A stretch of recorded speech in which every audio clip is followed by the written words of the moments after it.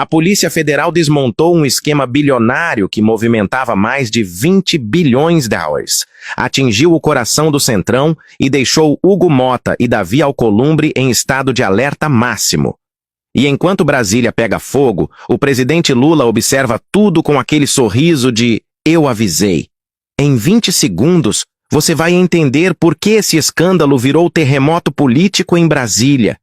E por que tem gente correndo pelos corredores do Congresso? O que começou como uma mega operação da Receita Federal contra a Refit, a refinaria de Manguinhos, por muito tempo tratada como a maior devedora contumaz do país, virou uma bomba de fragmentação política. Estamos falando de um esquema que, segundo autoridades, drenava até 350 milhões de reais por mês dos cofres públicos, envolvendo importadoras, distribuidoras, postos e até fundos de investimento atuando como engrenagens de um mesmo sistema. Nos bastidores, o comentário é de que a Refit tinha conexões nebulosas, inclusive com estruturas investigadas por lavagem de dinheiro usadas por facções, algo sempre tratado com cautela pelas autoridades, mas repetido como alerta em áreas de inteligência. Foi nesse contexto explosivo que Hugo Motta apareceu como estrela de um jantar do próprio grupo em Nova York, enquanto segurava no Congresso o projeto que endurece as regras contra devedores contumazes. E é aqui que a trama vira. A operação da PF explode, o governo aperta o cerco e, de repente, o eixo do poder, Centrão, Congresso, empresários bilionários e governadores, precisa recalcular rota.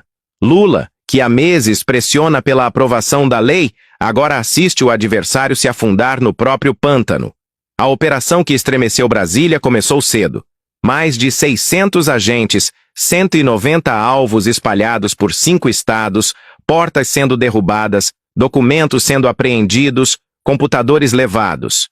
Mas o que parecia apenas mais um capítulo da eterna luta contra a sonegação, virou algo muito maior.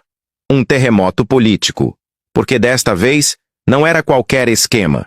Segundo autoridades federais e estaduais, a Refit, dona da refinaria de Manguinhos, operava uma estrutura bilionária de fraude fiscal tão sofisticada que se tornou símbolo do crime do andar de cima. Offshores nos Estados Unidos, fundos em cascata, empresas de fachada, redes familiares, mecanismos para esconder lucros e reduzir artificialmente impostos, um relógio suíço movido à fraude. E o número que explodiu nas manchetes não veio por acaso. 26 bilhões de prejuízo aos cofres públicos. Dinheiro que poderia ter financiado hospitais, escolas, obras, programas sociais. Dinheiro que falta aqui embaixo e sobra lá em cima. E, como sempre, quando o rastro é de bilhões, o cheiro da política aparece. Mas tem um detalhe que ninguém esperava. Enquanto a bomba explodia no Brasil, fotos e relatos mostravam Hugo Motta, atual presidente da Câmara, como convidado de honra em um jantar de gala promovido pela própria Refit em Nova York. Segundo pessoas que estiveram no evento, Motta circulou como estrela entre executivos do grupo, o mesmo grupo que o governo federal diz ser o maior devedor contumaz do país. E aqui começa o problema real. Nos bastidores de Brasília, comenta-se que Motta vinha segurando há meses o projeto de lei que endurece regras contra devedores contumazes. Um projeto que o governo Lula considera central para combater grandes esquemas de sonegação. O Centrão resiste, claro. Endurecer as regras significa mexer com bilionários que financiam campanhas, jantares, eventos e articulações.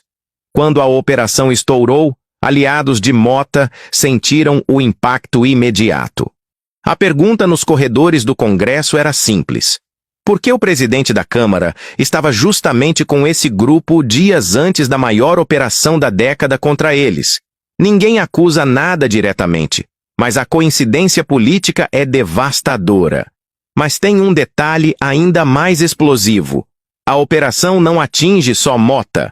Davi Alcolumbre também aparece citado nas conversas de bastidor como preocupado com os desdobramentos.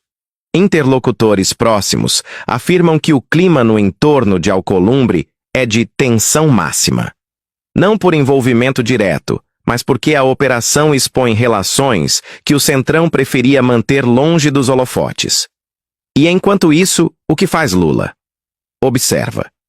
Rindo. Não um riso de deboche, mas de estratégia. Porque o governo vinha sendo acusado de inventar a narrativa de que grandes devedores estavam sendo protegidos pelo Congresso. Agora, a realidade estoura na cara de quem tentava atrasar o projeto. E a trama ainda não chegou na sua virada principal. Porque o escândalo Refit abriu espaço para outra revelação que sacudiu o outro lado do espectro político.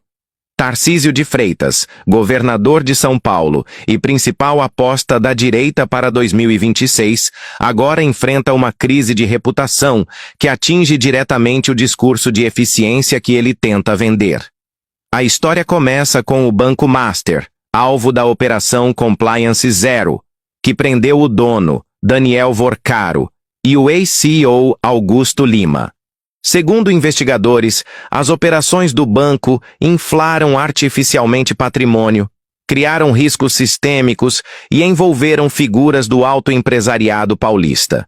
Mas o que ninguém esperava era que o rastro da investigação chegasse à própria campanha de Tarcísio. O principal doador pessoa física da candidatura dele ao governo, Fabiano Zettel, é justamente o cunhado de Vorcaro. Nos bastidores, aliados do governador foram pegos de surpresa. Ninguém quer ter seu nome associado àquele tipo de manchete, e é aqui que a trama vira de vez. Porque a ligação mais sensível não é a doação, é a privatização da EMAI, empresa estratégica que controla o fluxo de água de represas vitais para São Paulo. Tarcísio vendeu a EMAI como símbolo da sua agenda privatista. A foto da martelada virou marca registrada. Mas quando a EMAI foi privatizada, o consórcio vencedor, liderado pelo Fundo Phoenix, tinha entre seus investidores o bilionário Nelson Tanure. E a própria EMAI privatizada aplicou a uns 160 milhões em CDBs de um banco ligado ao conglomerado do Master. A operação só veio à tona porque a PF bateu na porta do Master. A partir daí, tudo o que era discreto virou escândalo. Aliados de Tarcísio passaram a tentar explicar que a aplicação de 160 milhões não afeta a operação da empresa. Mas nos bastidores, o comentário era outro. Como uma estatal recém-privatizada aplica milhões justamente no banco do cunhado do maior doador de campanha do governador? Mas tem um detalhe que ninguém mostrou. Essa crise atinge o coração da narrativa que a direita construiu para Tarcísio.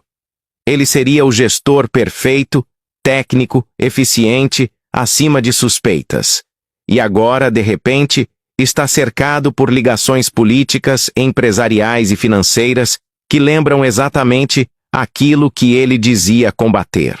E enquanto tudo isso explode ao mesmo tempo, Centrão incendiado pela Operação Refit, Tarcísio abalado pelo rastro do Master, Congresso pressionado pelo governo, Lula observa, calmo, seguro, com aquele sorriso de quem está no tabuleiro há décadas e sabe ler quando o adversário treme. A parte que ninguém percebeu é que essa crise consolida o discurso de Lula sobre soberania econômica. Ele vinha dizendo há meses que grandes devedores drenam recursos que deveriam ir para o povo. Agora, com a operação escancarada, o governo ganha munição para aprovar o projeto contra devedores contumazes e desmontar a narrativa de que estaria perseguindo o empresariado. E é nesse cenário de fumaça e ruído que surge a frase que corre entre aliados de Lula. 2026 começou agora. Porque quando escândalos atingem o Centrão e o principal nome da direita ao mesmo tempo, o campo político se reorganiza. E adivinha quem fica de pé no centro do tabuleiro? Lula. A direita tem medo da verdade. Ajuda